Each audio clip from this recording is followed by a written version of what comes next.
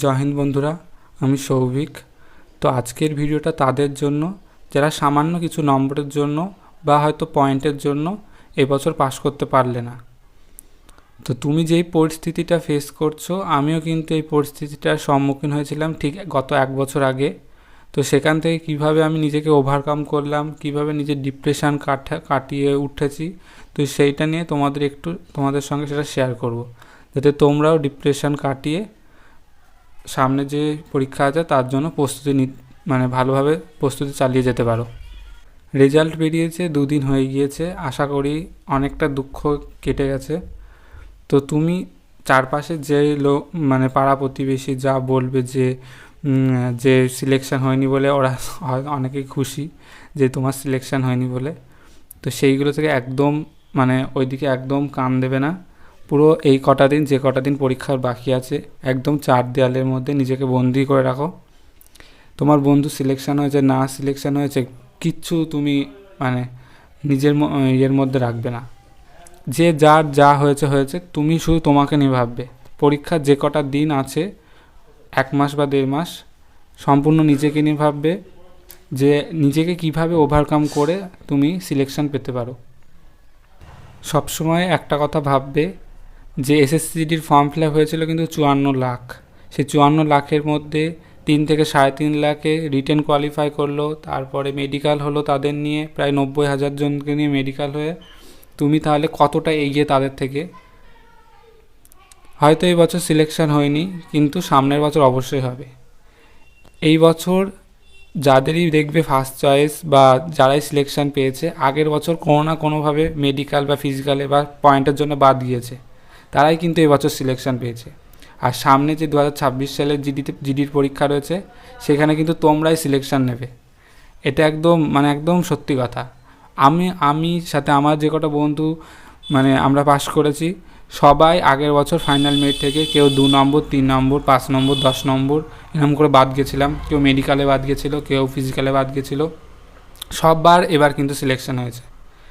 তো তুমি যে 54 লাখ ফর্ম ফিল আপ থেকে এতটা কাছে এসে তুমি যে বাদ গিয়েছো, তার মানে কি তুমি সবার থেকে সামনে রয়েছে।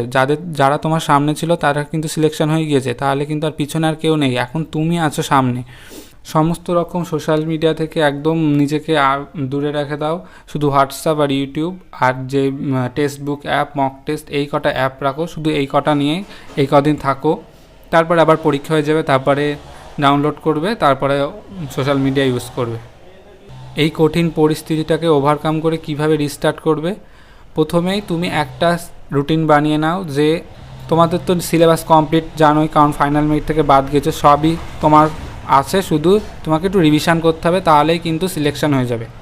রিভিশনটা কিভাবে করবে, একটা নিজের স্ট্র্যাটেজি বানিয়ে নাও। সারা দিন কিচ্ছু পড়তে হবে না, তুমি শুধু ঠিক করো যে কোন ডেটে কোন অঙ্ক চ্যাপ্টারগুলো, বিশেষ করে অঙ্কর কথাই বলছি, ওটাকে রিভিশন করবে আর শুধু মক টেস্ট দেবে। আর তোমাদের তো বেসিক ক্লিয়ার আছেই, সেই জন্য তুমি এত দূর পর্যন্ত পৌঁছাতে পেরেছো। আর যারা নতুন ক্যান্ডিডেট, তারা কিন্তু এখনও তাদের ঠিকঠাকভাবে সিলেবাসই কমপ্লিট হয়নি, তাই ওরা কিন্তু তোমার পিছনেই থাকবে। তুমি শুধু এই কটা দিন নিজেকে সময় দাও, 4 দেওয়ালের মধ্যে নিজেকে পুরো বন্দি করে রাখো। কে কী বললো না বললো, পাড়া প্রতিবেশী কোনো দিকে নজর দেবে না। তোমার বন্ধু বান্ধব কারা সিলেকশান পেলো না সিলেকশান পেলো, ঠিক আছে, তারা সিলেকশান পেয়েছে, ভালো কথা, কিন্তু তুমি ওদের দেখে ডিমোটিভেট হবে না একদম। তুমি নিজেকে সবসময় মোটিভেট করবে যে আমি পারবো, আমাকে পারতেই হবে। হাল ছাড়লে হবে না, ধৈর্য ধরে তোমাকে এগিয়ে যেতে হবে। চাকরির পরীক্ষায় কিন্তু ধৈর্য একটা খুব বড় ফ্যাক্টর। আর তুমি যে আজকে সিলেকশান হওনি, তুমি যদি এখন সিলেকশান হতেও না, তাহলে তোমার কি লাস্ট চয়েসটা তুমি পেতে। আর এই পরের বছর তুমি দেখবে তুমি নিজে ফার্স্ট চয়েস পেয়ে পাস করবে। কোনো পোস্টই কিন্তু খারাপ বলছি না আমি, ফার্স্ট চয়েস অনেকের ড্রিম পোস্ট থাকে, তো সেইটা কিন্তু এই যারা ফাইনাল কাট অফ থেকে বাদ যায় সামান্য পয়েন্টের জন্য, তারা কিন্তু দেখি পরের বছর যে তারা ফার্স্ট চয়েস তার সেটা কিন্তু সেই সিলেকশান পায়। শুধু নিজের প্রতি বিশ্বাস রাখবে যে আমি পারবো। চাকরির পরীক্ষায় কিন্তু পাস ফেলের ব্যাপারটা থাকবেই, নাহলে কিসের চাকরির পরীক্ষা, নাহলে তো তাহলে সবাই চাকরি পেয়ে যেত। তুমি যে এতটা মাঠ পাস করে এসছো কষ্ট করে, তারপরে মেডিকেল পাস করেছো কষ্ট করে, ফাইনাল মেরিট থেকে হয়তো কিছু নাম্বারের জন্য হয়নি, যা হয় কিন্তু ভালোর জন্যই হয়। ভগবান তোমাকে তোমার সেরা যেই পোস্টটা সেটাই কিন্তু দেবে। হয় কারোর হয়তো জিডিতে, হয়তো কারোর মেডিকেলে প্রবলেম, যার চোখের প্রবলেম, হয়তো তার জন্য ভগবান অন্য কিছু ভালো কিছু ভেবে রেখেছে।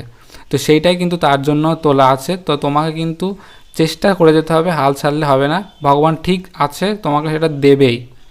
আমি এটা নিজে রিয়েলাইজ করেছি যে আগের বছর হয়তো যদি আমি সিলেকশন হতো তাহলে কিন্তু মানে আমার যেটা লাস্ট চয়েস ছিল সেখানে হয়তো আমার সিলেকশন হতো, কিন্তু যেহেতু আমার আগের বছর সিলেকশন হয়নি, তাই আমি ঠাকুরের কাছে অসংখ্য মানে ধন্যবাদ জানাবো।